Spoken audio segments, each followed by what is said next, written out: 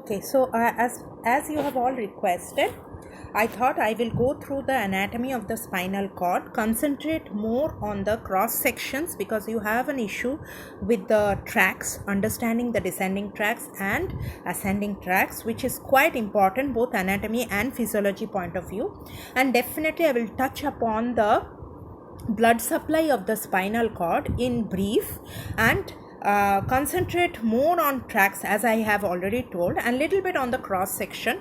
I'm not going into the details of much of gross anatomy of spinal cord and not much of the coverings of the spinal cord and the different and the spinal nerves and how the cord length and the vertebral column length and the development. I'm not going into those details much for this class. Okay, let's continue with the class. So a little bit in introduction, I'm going to tell that spinal cord is very important because it is like a connection between the brain and the different parts of the body, like the limbs and the trunk and all that. So the body movements and the sensations are picked up from the different part of the body and they are all carried to the brain. More or less the cord is about 40 to 50 centimeters long and 46 on average. We say it is 46 centimeter. It also gives rise to 31 pairs of spinal nerves and it is about 1 to 1.5 centimeters in diameter. Okay, so definitely the cord is a cylindrical structure. We have diagrams for it. I'm going to show you later. And it is composed of an inner gray matter, outer white matter. When we cut section, it is very clear. You can see it has divided into 4 clear regions. That is the cervical region. Okay, yes, it is divided into 4 regions. You have the cervical region, you have the thoracic region, lumbar region, lumbar part of the spinal cord, and the sacral region or the sacral part of the spinal cord. Spinal cord is only constituting about 2% of the central nervous system, but it's very important and it's a very important question for you. So it can come as an essay question also. So definitely you have to know the anatomy and physiology point of view. You have to know spinal cord very well. Do it together, integrate anatomy and physiology together and do the spinal cord when you prepare the portion. Okay, let's see the spinal cord in gross. How does it look? Yes, so it extends from the foramen magnum to the lower border of L1 in adults. It can extend up to lower border of L3 in children. It terminates at a swelling, at an enlargement, and that is called the conus medullaris. And from the conus medullaris, you can see below the conus medullaris, all the spinal nerves form a horse tail like structure, a bunch of nerves. It forms like a bunch of nerves, and that is called the cauda equina. Cauda equina term is like equina means horse, so horse's tail kind of. So it's a bunch of nerves. This is because all the spinal nerves comes out from the corresponding intervertebral foramen. Like C1 is coming above the C1 spinal nerve comes above, just above the C1 vertebrae, and C8 will come just below the C7 vertebrae. So like that it comes out from the corresponding intervertebral foramen. So what happens is we have this cauda equinae. Why? Because it's a bunch of spinal nerves which has to come out through the corresponding intervertebral foramen. So what it will be composed of from L2 nerves, right? So L2 spinal nerves till C1, because coccyx we have one nerve, and so even the coccygeal nerve can form a component of the cauda equinae, definitely from C2, L2 to S4, S5. Okay. Now let's see what is phylum terminale. So I'm not going into the details of all the coverings of spinal cord. You know already. It is composed of the coverings are the dura mater, the arachnoid matter, and the pia mater. And one of the modification of pia mater is the phylum terminale, which extends from the conus medullaris. It covers and it extends from the conus medullaris to the coccyx. It kind of stabilizes the cord within the vertebral column, and so it has some important function also, and it is also a modification. It can come as your spotter also. Okay, and where is the spinal cord contained in? It is contained, the spinal cord is present in the epidural space. So it is also very important. Within the vertebral column, you have the spinal cord which is within the epidural space. Okay. Now coming to the segmental and longitudinal organization a little bit to understand and go to the section before we go to the section. So the spinal cord is divided into four segments or four very important regions, not segments, regions.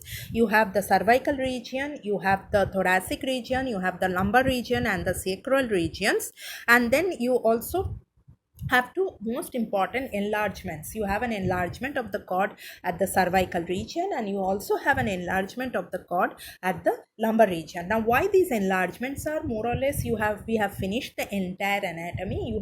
We have talked about brachial plexus, we have talked about lumbar plexuses. So these plexuses are nothing but these are nerve networks which is actually supplying the upper limb and the lower limb, and so many movements and so much is brought about. So this, if you see the formation roots of the brachial plexus and the lumbar plexus, they are all coming out from the cervical, those regions of the spinal cord, cervical and lumbar region. So this is because of the limbs, the innervation of the limbs, the matter, the gray matter and the white matter basically is more at these regions. So that's why you are getting the enlargements, or the nerve matter is more. So that's why the cervical and the lumbar regions are more enlarged in case of in the spinal cord. Okay, so let's see the spinal nerve topography. If we see the topography, you have 31 pairs of spinal nerves and they are divided into, very important, these numbers are 8 cervical nerves, then 12 thoracic nerves, 5 lumbar nerves, 5 sacral nerves and 1 coccygeal nerve. And the dorsal and ventral roots are there. The nerves, each spinal nerves have a dorsal root and the ventral root, and they enter and leave. So dorsal root will enter because it is more of a sensory, okay, so they carry sensations, and the ventral root will leave because they carry the motor commands from the higher centers of the brain and leave the vertebral column respectively through the intervertebral foramen at the vertebral segments corresponding to the spinal segment. Now this is very important. This is what I was talking, that always the nerve will come out corresponding. So the nerve will come out from that vertebral foramen which is corresponding to the nerve spinal segment.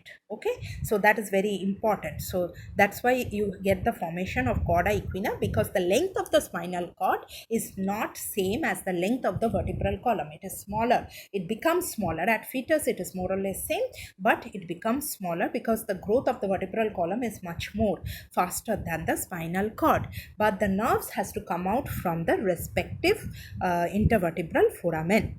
Okay, now let's go to the internal structure of the spinal cord. When we see a transverse section of the spinal cord, we have the outer white matter. That is, white matter is in the periphery and the gray matter is inside, and there is a tiny central canal within the gray matter. Okay, and that is filled with CSF. Now surrounding the canal, you have a single layer of cells surrounding this central canal, that is ependymal cells. So these ependymal cells are lining this central canal, and surrounding the ependymal cell is a gray matter. Okay, and the gray matter is actually like a head shaped, okay, it's like a butterfly shapes, and they are also connected, okay, across the midline. So let's go ahead more. Yes, so let's see the gray matter, the shape of the gray matter, which will vary, okay, which segment, which part of the, which region of the cord we take a section. So we have these sections from the cervical cord, the thoracic cord, the lumbar cord and the sacral cord, the four main regions of the spinal cord. And so you can see here, appreciate here, that we have an inner gray matter and the outer white matter, and the inner gray matter is more or less head shaped, and in the cervical part of the cord you can see the posterior horn, the anterior horn is quite thick, and then the anterior horn is also, anterior horn is something called the ventral horn, which is shown over here. So ventral horn is also quite big, so quite huge, quite bulbous. Okay, so let's go to the, and even the white matter is also present. it's quite more. So now coming to the thoracic part of the cord, you can see that the gray matter is remarkably reduced and it is very slender. And you can also see in the thoracic part of the cord that there is a lateral horn. So the posterior or the dorsal horn is also very slender. The ventral horn also becomes small and smaller, much smaller in size, and there is also a lateral horn. Okay, so you can see over here, which was not seen in the cervical part of the cord. Now again, when we come on the in the lumbar cord, we can see that there is the gray matter is little more than the white matter in comparison. Okay, so the gray matter is increasing and the white matter is kind of decreasing and in comparison, and you can see both are little bit more or less bulbous. That is you have the posterior or the dorsal horn and the anterior horn, both are more or less bulbous, and it is actually the gray matter is more. Now come to the sacral part of the cord, very much more. The gray matter is much more in proportion to the white matter, because more or less the fibers, whatever it was carrying from the brain, more or less the fibers have reduced and it is only picking up the sensory fibers. Motor fibers are reduced, and so that's why you have the sacral part of the cord where the white matter is considerably reduced, whereas the inner gray matter, which is in purple, green and orange, you can see that, and purple is the dorsal horn, intermediate column is the green, and you have the ventral horn which is in orange. Okay, so that is it is very much bulbous, it is like huge, it is really enlarged. So you can see over here. Okay, so this is actually giving us an idea about the gray matter, how it is in the different parts of the spinal cord. Okay, so now let's see, because more let's go to the next slide and see a typical part. Okay, so you don't have to really differentiate between the cervical, but you have to have an idea about the proportion of the gray matter and the white matter. This shows a typical part. You can see over here the cross section of the spinal cord is seen. You have the outer white matter, you have the inner gray matter which is H shaped, and the inner gray matter you have the dorsal part which is on the upper part of the screen, and the ventral is the below. Always the ventral part will be the front, or it is towards the lower part of the screen, and then you have the dorsal horns, which you can see very well over here, the two dorsal horns, the two ventral horns, and you can see the nerves which are coming out. You have a dorsal root and you have a ventral root, and both of them join to form the spinal nerve. And here, as you can it is very well seen, is we can see a swelling in the dorsal root. If you concentrate on the dorsal root, you can see a swelling, and that is called the dorsal root ganglia. Okay, so all this sensory nerves will come, the sensations, they will get it, and then from the periphery, and that will relay in this dorsal root ganglia, and then only it will enter into the through the dorsal horn of the spinal cord. Okay, so you can see over here the cross section is very clear, and you can also see the central canal. Okay, another thing I want to show you in this diagram also, that if you concentrate on the ventral part of the spinal cord, we have this anterior median fissure in the center, like similar to medulla oblongata. We had the anterior median fissure. So same thing in the median part, in the median plane, you can see anteriorly, or in the ventral, the anterior median fissure is very well seen. And just opposite to that, on the dorsal part of the back, you also have something in the median plane, a little depression of the cord, which is called the posterior median sulcus. Okay, so let's go to the next slide. So next slide is only showing you the gray matter, and the gray matter, you don't have to know really the laminas and all that so much in detail, but definitely you have to know some cells which are some collection of neurons which are quite important, has important function, and one of them is the posterior gray column and anterior gray column. You can see it is divided, and there is also an intermediolateral gray column.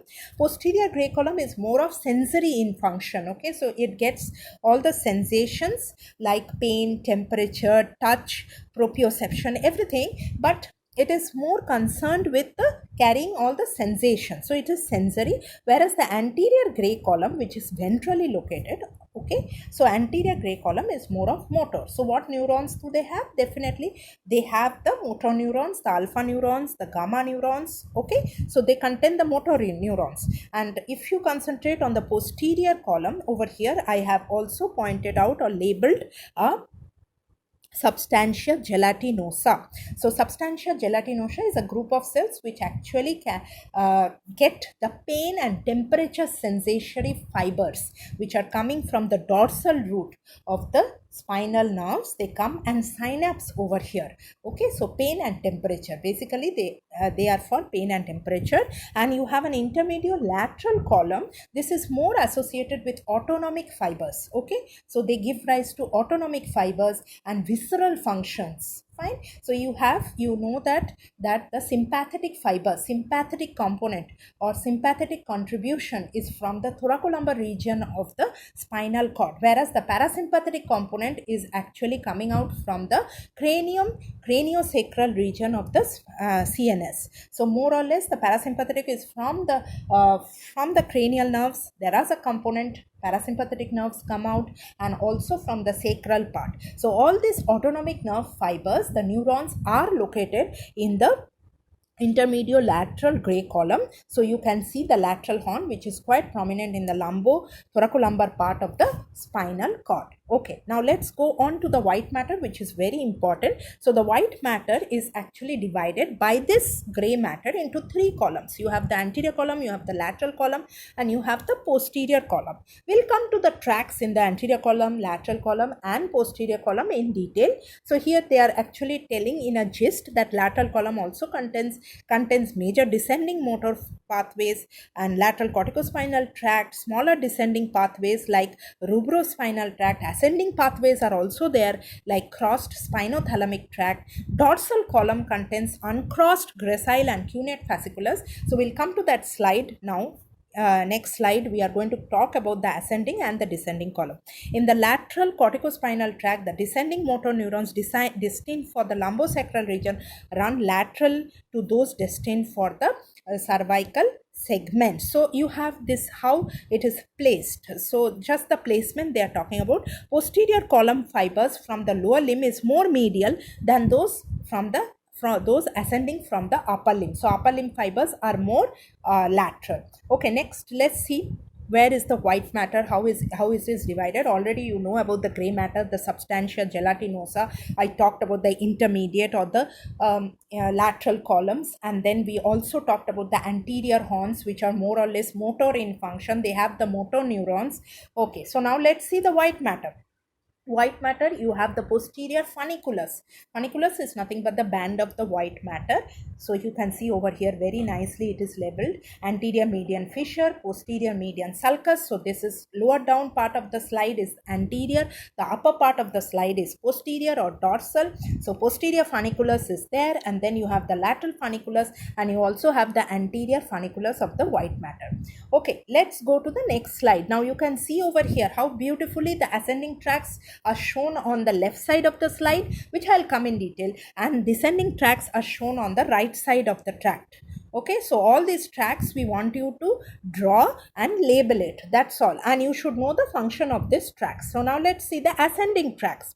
Okay, so three main ascending tracts. One is very important, which is in pink color and which occupies the posterior funiculus of the dorsal column of the spinal cord section is the fasciculus gracilis and fasciculus cuneatus. I'll come to the table and definitely enumerate what they carry or what are their function. But before that, I'm going to tell you that these are very important fibers for carrying proprioception, conscious proprioception, vibration. Okay, so they kinesthesia, graphesthesia, stereognosis, all these sensations are carried by this posterior column. Okay, when we come little more anteriorly in the lateral column, you can see on the periphery two tracts, dorsal spinocerebellar tract and ventral spinocerebellar tracts. They are also important for carrying unconscious proprioception. Okay, so they are also for proprioception, joint position. Okay, so they also carry, and they directly go, they don't cross, they go directly to the cerebellum. Okay, now let's see the most important sensory tract. One of the most important sensory tract is the light blue in color, is the spinothalamic tract. Now this is a crossed tract. Okay, so the spinothalamic tract is going to carry very important sensation. These are pain, temperature and touch, crude touch. Okay, so they are, as the name suggests, always I told you neuroanatomy, the tracts, as the name suggests, you start from the tract which from where the fiber starts and it reaches where. So it goes from spinothalamic tract, means from spinal cord till the thalamus. So all sensations anyway have to go to the thalamus. So this fasciculus gracilis, fasciculus cuneatus, these fibers will cross only at the medulla, sensory decussation of medulla, and they form the medial lemniscus. And even the fasciculus, the spinothalamic tract actually going to form the spinal lemniscus we have talked about in the section of medulla and pons. Okay, let's see the tracks. Now see how beautifully this has been put in a column. So you just have to remember this column. So dorsal column or the posterior funiculus, they contain these tracts of Gall and Badach, fasciculus gracilis, fasciculus cuneatus. They, what do? They convey sensations of proprioception, vibration, tactile discrimination. That's what I said. And then fasciculus cuneatus and fasciculus gracilis are the components. And then you obviously, I have told this, that they form the medial lemniscus, they ascend to the medulla, sensory decussation, they cross, and ultimately they have to go to the thalamus, and then only they will relate to the sensory cortex of the cerebrum. Okay. Now next you have the spinothalamic tract. Now very important, next spinothalamic, they convey pain and temperature, I already told you, and they also convey crude touch. Okay, and the tracts ascend for 1 or 2 segments of the spinal cord and they cross. So 1 or 2 segments are ipsilateral and they cross. Okay, and they cross to the opposite side, contralateral segment of the spinal cord, and they ascend to the thalamus. So they are already crossed fibers. Then spinocerebellar, you have the dorsal and ventral spinocerebellar, they convey proprioception, and dorsal tracts ascend to the ipsilateral cerebellum, and ipsilateral cerebellum, ventral tracts ascend to contralateral and ipsilateral both. So ipsilateral also, and some ventral tracts can cross over and go to the contralateral. Okay, spinoreticular, that is they convey deep and chronic pain. Spinoreticular is also going up along with the spinocerebellar tracts. So these are the main sensory tracts or the ascending tracts you have to draw, and you have to know the function, and you have to exactly know where they go. Okay, now let's go to the descending tracts. Okay, so you can see over here the outer white matter, the inner gray matter, and you have the lateral corticospinal tract, rubrospinal tract, and you have some more tract, that is the extrapyramidal tract. So I'm going to enumerate them and going to show you the diagram again. So you have the corticospinal, very important because influences voluntary, discrete, skilled movements, very important for the limbs, distal part of the limbs, they innervate. Okay, so they are the tracts which are coming from the cortex, the motor cortex, passes through different parts of the brain stem, it passes, it crosses and undergoes pyramidal decussation at the medulla. Okay, and they cross to the other side and they carry fibers of voluntary movements. Then you have the reticulospinal tract, which facilitates or inhibits the activity of the alpha and gamma motor neurons. So these all are the extrapyramidal system. They actually influence the pyramidal system. Like reticulospinal tract will facilitate or inhibit the activity of alpha and gamma motor neurons, and thus facilitate or inhibit the voluntary activities and reflex activities. Tectospinal tract is more with the movements of the neck and the eye movements, postural movements with eye. Okay, visual stimuli. And then you have the rubrospinal tract, which acts on both the alpha and gamma motor neurons in the anterior gray column and facilitates the activity of flexors, whereas depresses the extensors or anti-gravity muscle. So rubrospinal. Vestibulospinal is again associated with posture and balance. Okay, and also they facilitate the activity of extensor and depresses the flexors. Olivospinal tract play a role in the muscular activity, but there is a doubt that it exists sometimes. Then you have some descending autonomic fibers which are concerned with the activity of visceral activity. Those are also descending in the descending tracts. Okay. So these are the most important descending tracts.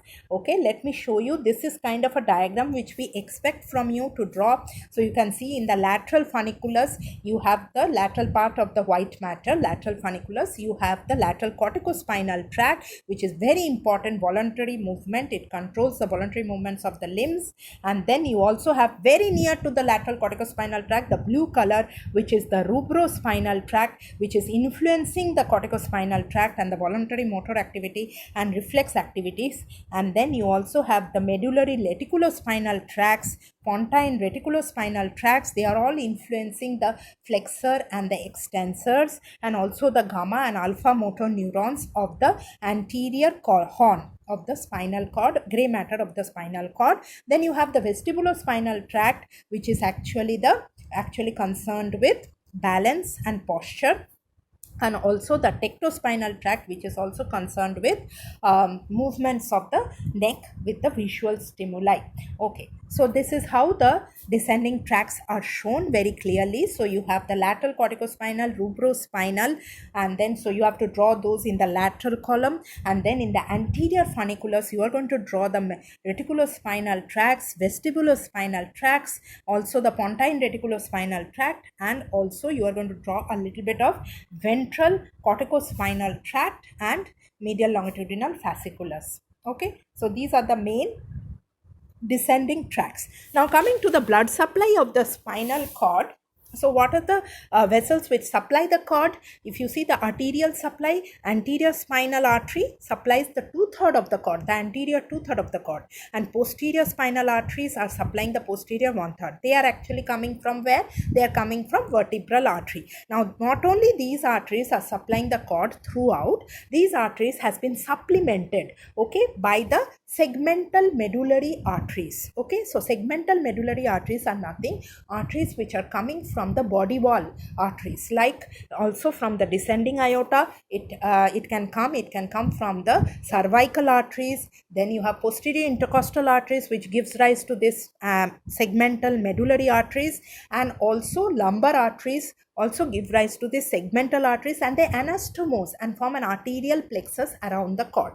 Okay, and one of the arteries which is at the level of T11, maybe from T9 to L2, it can arise any place, anywhere, but it is arising from the posterior intercostal, especially from left posterior intercostal artery. This artery is quite large, and it goes and makes an hairpin bend, and it anastomoses with the anterior spinal artery more or less at the level of T11 or T12, and it supplies the lower lumbar segments of the cord and the sacral segments of the cord. This artery is called the artery of Adam-Quist, which is very important because for some surgical aneurysm repair surgeries and all, if this artery is getting damaged, it can cause ischemia of the cord. Okay, so now let's see, this is the how the blood supply of the spinal cords looks like. So when you see in the cut section, you have a anterior spinal artery which runs anteriorly, and two posterior lateral arteries. So posterior spinal artery, which is the posterior spinal artery territory, is also marked in yellow, whereas the anterior spinal artery territory is the anterior 2/3 of the cord is marked in purple. And these anterior spinal arteries are and posterior spinal arteries are undergoing extensive anastomosis and forms the arterial plexus, and these are supplemented by all these radicular arteries or the segmental arteries, and they divide into anterior branch and posterior branch. And you can see over here the great vertebral radicular artery at the level of T11 to T12, that is the artery of Adam-Quist, which is very important because it is going to anastomose with the anterior spinal artery of that level.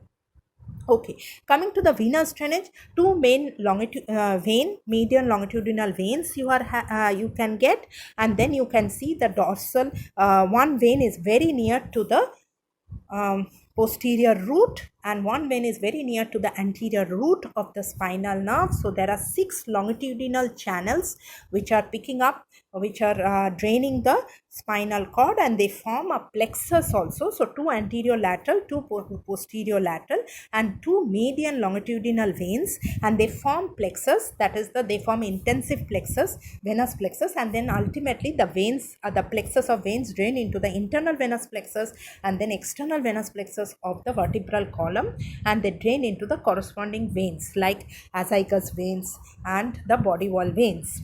Okay, now coming to one syndrome which I have time to talk about, and it can come even in physiology, is the Brown-Sequard syndrome. If you have already heard it, it is actually results because of incomplete hemisection, okay, or transection or cord injury. Okay, so one section, one side of the cord is injured. So one half of the cord is injured. So what is going to happen, and what level, whatever level it happens, what is going to happen below that level, what is going to happen above that level, we have to know. So it may be due to damage of one half or of the either side of the cord. Penetrating injury can be a result. It can be because of ischemia or infectious diseases. So what does it cause? So if you see the tracks, okay, so you have to remember the ascending tracks and the descending tracks. So I am telling you, it will cause loss of pain and temperature and light touch on the opposite side. Which tract is affected? Definitely the spinothalamic tract. If spinothalamic tract is affected here, opposite side, because it is crossing. Okay, so that's why it is important. Whereas loss of motor function, vibration, position, so loss of motor function on the same side, so ipsilateral, because already the motor fibers have crossed in the pyramidal decussation and it was coming down through the tract and it has got cut. So that's why, or it has got injured. So that's why you have ipsilateral loss of motor function. Whereas also ipsilateral loss of vibration, position and deep touch on the same side, or ipsilateral. Why? Because of the affection of the posterior column or the posterior funiculus fibers, that is the dorsal column, and they don't cross, they directly climb up and they cross at the medulla oblongata. So they will actually affect the same side.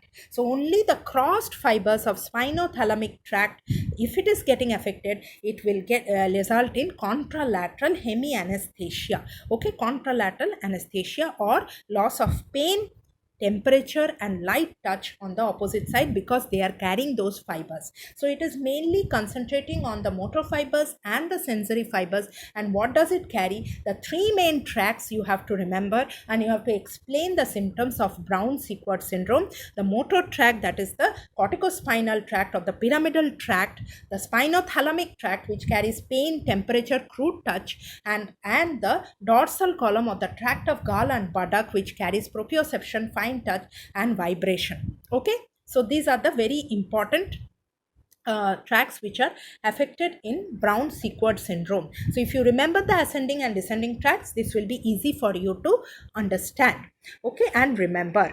Okay, so that completes this section. So we'll come back with the next lecture. Okay, thank you.